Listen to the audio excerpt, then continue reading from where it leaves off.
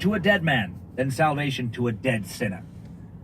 Okay, so basically, if I understand this at all, if you don't believe in Jesus and the teachings of the Bible, and you don't live like a Christian, like a Christian life, and avoid sin, and you're not kind of chosen to be Christian, you're a walking, like a useless, dead person. You're like a zombie. You're a zombie, but instead of rotting skin and a hunger for brains, you have...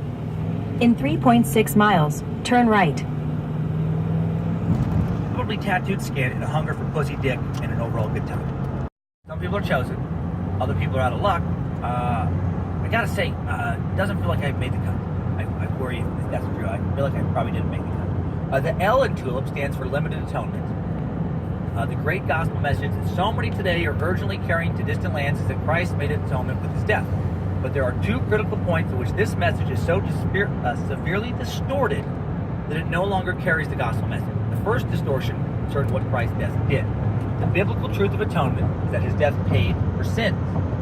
And so many today teach that Christ's death was only an example for us to follow. And if one merely follows his example, he will be saved. Or to 3,473,201. Oh, okay. All right. Well, that's a bummer. There's going to end up being a lot more people than that.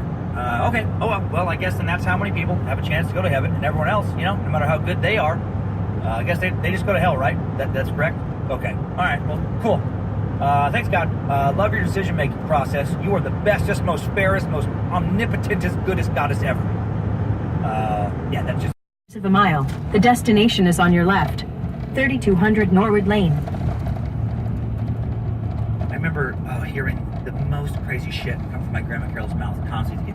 She was convinced. My grandma, I've talked about it in the podcast, but it relates to this episode.